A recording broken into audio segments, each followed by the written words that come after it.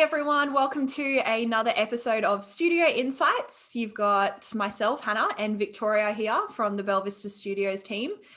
Kim is currently enjoying and living her best life on holiday. So Vic and I are missing her a lot, but we're going to do a Studio Insights without her, which is a bit sad.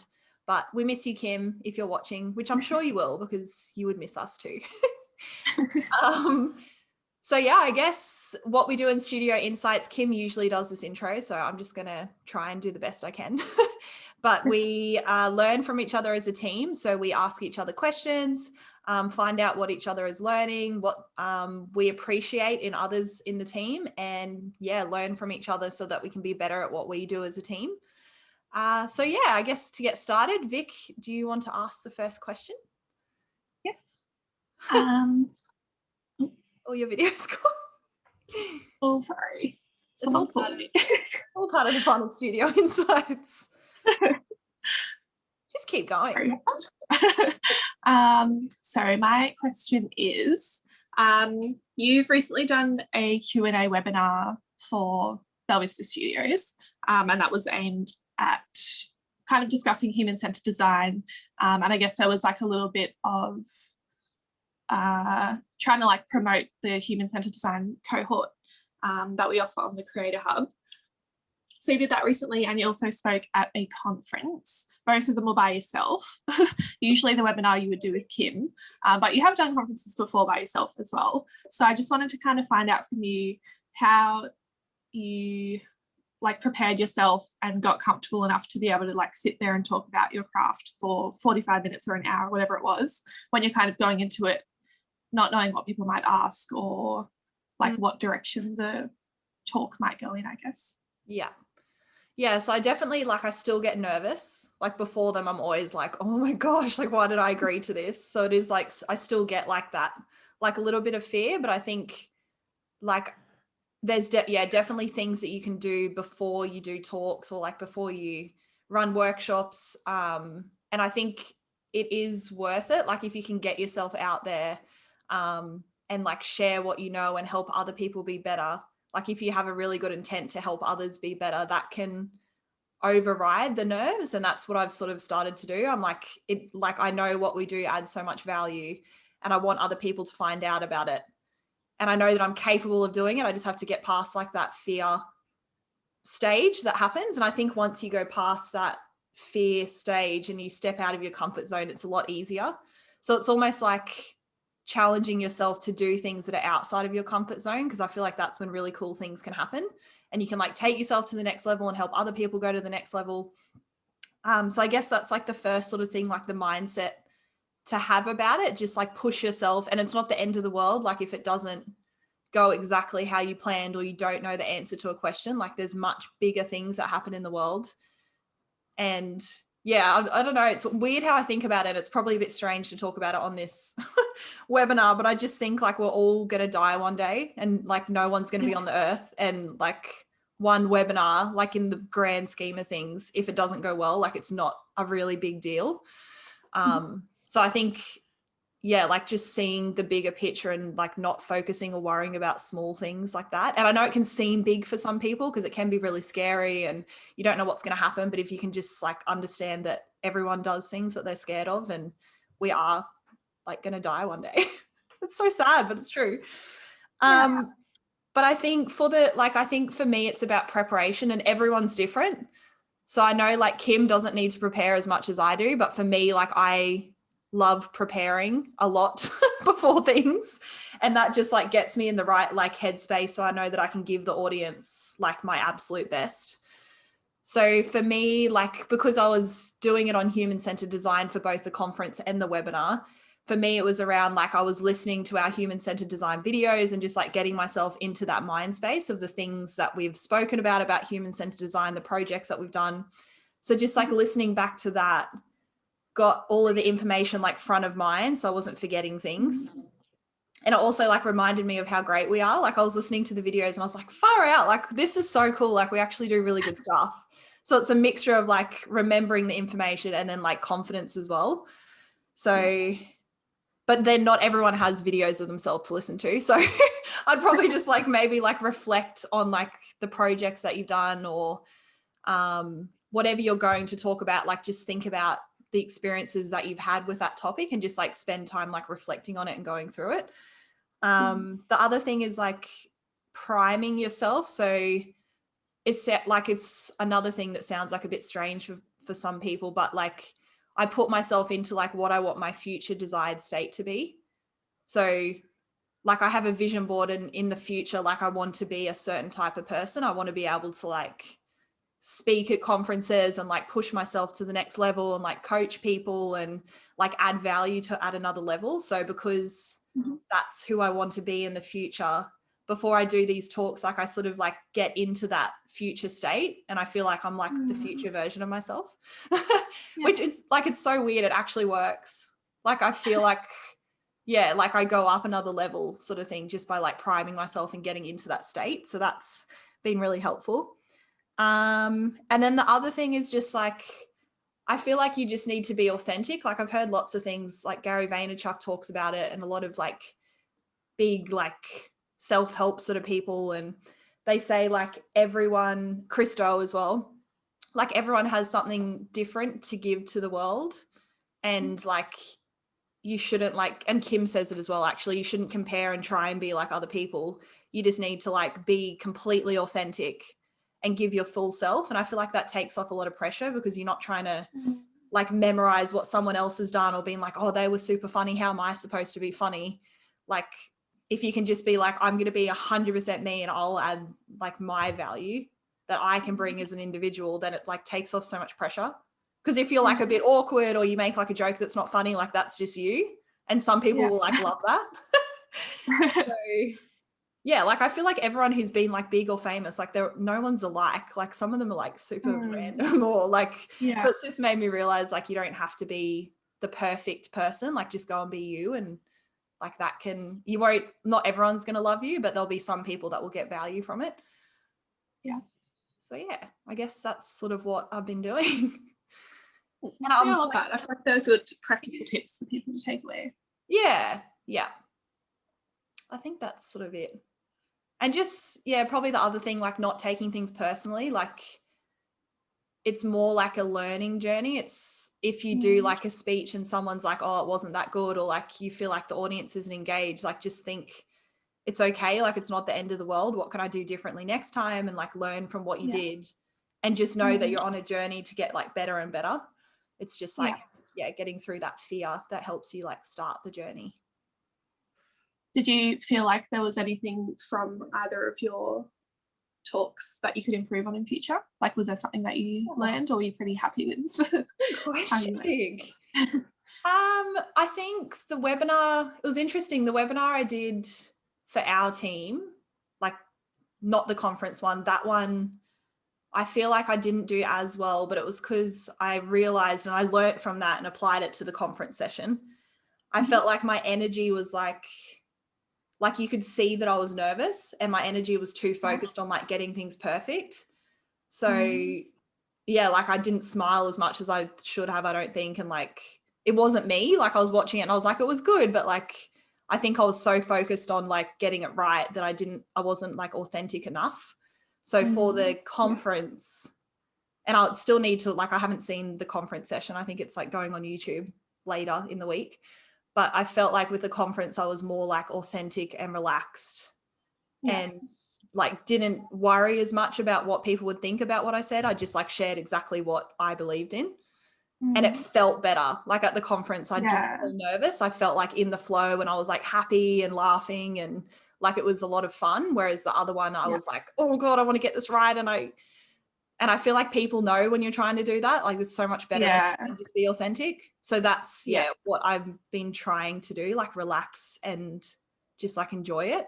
And sort of like the tips. Wait, I was going to say, oh, sorry. Like, I feel like it's not about going back and like rewatching it, because then it is more like how you feel in the moment. Like, I feel like when you finish, you know, if you feel good, or if you're like, oh, I felt a bit like funny doing that. But that's good, because they were like, that was only like a week and a bit apart that you did those. So it's good that like in such a short time you could make that change to feel more confident in it. Yeah, it was good momentum. I think if like what I'm doing now, I'm just saying yes to everything. Like every time an opportunity comes, even if it scares me, I'm like, yep, I'm going to do it. I'm going to do it. And I feel like when you get that momentum, like, with tasks, like if you get the opportunity to practice, like you learn so much more. But if we discuss something and you don't do it for months and you forget about it and then you end up not doing anything with it. So I think it was just lucky that I had one in 1 week and then one in the next week. Otherwise, I think the conference would have been a lot harder because I would have been like, I can't remember how to do this. But yeah, it was good. Yeah. Good challenge. Very nice. All right. My question for you, Vic. So our team started sending out a newsletter. So it's like an email newsletter and it looks so cool. Like the way it's set out and the way it's done, I think it's like really engaging and I think it looks quite cool compared to other emails that I've seen. So I was just wondering, like I sort of had a thought and I feel like it could be like email newsletters like that could even be like a learning solution. Like the way, because we're like sharing information with people. So I'm like, that could be like something we could do as a project for someone, like draft emails for them and it could be part of their learning initiative. So I just wanted to learn from you because I haven't been involved in it much. Like, how did we do that? Like, how did we make it the way that it is? And like, was there any what was the thought behind the way that we did the newsletter? So we can apply it to like other projects. I don't even know if I'm the best person to answer that because I got like the plan from you and Kim for like what kind of topics to include. Like, okay, is that what you mean? Or like, yeah, well, like, so I kind of got given like a checklist, I guess, of like we want like I don't know, a welcome message, and then we want like to share some of our YouTube videos, and we want a quote and that kind of thing. Yeah. So I kind of went from there. I already had the list of like what kind of topics we wanted to cover. Yeah. Which we're going to like, it'll stay the same each week, basically, unless we decide to pull some things out. So yeah, I just kind of got given that, and I knew that we were using the MailChimp website, which was really easy to use. I just like watched a few tutorials. So I feel like if people did want to like use that for a learning solution, it could work on MailChimp like quite easily. And it's free to use as well. Yeah, it is free. So yeah, once I had like the list of content we wanted to include, it was just building a template. And I had a look online on places like Canva and Shutterstock just to see like layouts to try and copy. Like design ideas of how like newsletters would look nice laid out, and then just use MailChimp to put it together. So now we have a template that each week we can just update like the actual text for it all. Put in our new videos, put in new quotes, put in new pictures and that kind of thing. And I guess that was like the putting it together. Well, the way it's been developed like looks so nice. So how did you I feel like it's nice and simple. Like it's nice and simple. There's like a mixture of images and like white space and everything like you would normally apply to doing a design, I guess, still applies to an email. And I think it's good having like we do have a mixture of like type of content in there as well. Like there's stuff that we've done that we want to share, like our videos and products on the Creator Hub. But then there's personal stuff, like we do team news each week and we'll put in a photo of something we've done and comment what we've worked on. We use stuff from our Instagram to give people inspiration and say like, have a think about this week. Testimonials, quotes, like there's like a little bit of everything in there. It's not just trying to like, because I feel like some of the emails that I get from companies, it's just like sell. And then other ones, we do it like our blog, links to our blog as well. So I think it is like having, like trying to find a design that's like visually appealing, but also like the content itself, like making sure there's a mixture of stuff to keep people interested, because like some people might just want to buy stuff from us, some people might just want to watch our videos, some people might just want to know like what we're up to. So it's good having like a variety of stuff in there to appeal to as many people as possible, hopefully. I love that it like taps into different people's needs. Like everyone will want something, or wants probably like what they're interested in or would like to see. I think I'm having like a flashback now of when Kim was talking about the order, and I think like the way we do it, and I could see it like working for Learning Solutions, is like we do something that is for them, like an add value, and then it's like, here's like the Creator Hub, like here's products if you're interested, and then it's like for them again, and then like so it's like, yeah, I don't know how to describe it, but it's like something for free, and then like here's the product, something for free, here's the products. So I guess you could do something like that with Learning Solutions as well, like add value to them and then get them to do something that helps you with your goal, and then add value to them. And then, so yeah, I think it is like a good like formula. Well, we'll see anyway. We've really just started it, so we'll see like the feedback that we get. And anyone watching who like gets the newsletter, feel free to comment below, because you could be like, do it differently or it's not great. But I think it looks really cool. Like the design is really nice. So you said like Canva was where you got the inspiration, because I love the way you like set it up. Yeah. Well, yeah, they do. I think MailChimp, there are like, they have templates on there to use that you can adjust yourself. And I think you might be able to like upload some from somewhere somehow. But I just kind of looked like on Canva for designs I liked, and then I found like a template on MailChimp that like looked similar sort of. I just kind of used Canva for like the inspiration, but I didn't actually like use anything from it. And then just use MailChimp and like looked at our website and that kind of thing to make sure it all tied in together. Yeah, nice. And how did you do the because you had like, I can see it's like, hi Hannah, like it's personalized to my name. How did you do that? Well, they just have like, when you input your contacts, like import them onto the MailChimp website, you do like email address, first name, last name. So it's already got like all the data that you need. And then they have different, I think they're called merge tags. That you use in the actual template. So it's like a little like code thing. I don't know what they're called. It's like the little square brackets with I know, like first name and there's like stars and but they have on their website all the different like types of tags you can use, because you can do it by, it could be someone's email address or name or whatever like data field that you have for them. So it was just copying and pasting one of those tags in where we needed it to save their personal details, and then it just like pulls it out automatically, which is good. I wish Storyline did that.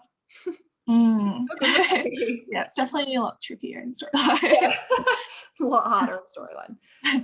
The other thing was, I know you're talking about like the email subject. Like, what do we do? Like, what's the so for that, again, it was like kind of following the formatting we'd use for things like our social media, or I guess even e-learning as well, like getting like their attention and then creating like the desire for people to want to like learn something. And in this case, it's like we want people to open the email. So I think for the subject, we want to stick to using questions like, do you want to learn this, or do you want to know more about this, or do you struggle with this? Because that is something that like when people read it, they usually like, oh yeah, I do, like, oh, what else have they got to tell me about it? And so that makes up our subject line. And then the preview text is just like the first line that shows when you open your email inbox thing.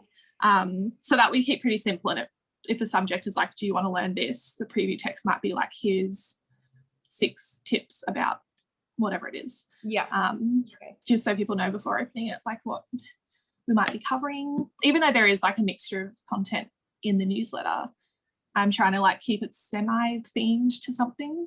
Like pick similar videos and like pick a blog that covers the same thing. So that's a good idea. So it's like a challenge or a problem they'd want to solve, and then the email solves it. That's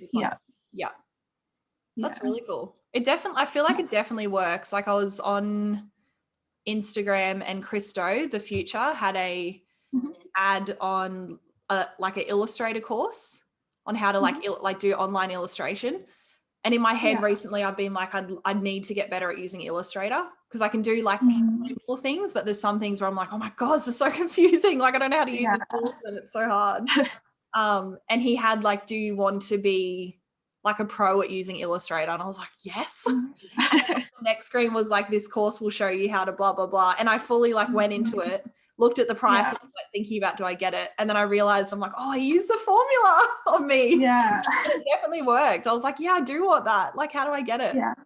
So definitely, yeah, I Yeah, I feel feel like like it is like a salesperson. Like when you read a question, it's like a salesperson like asking you something. yeah.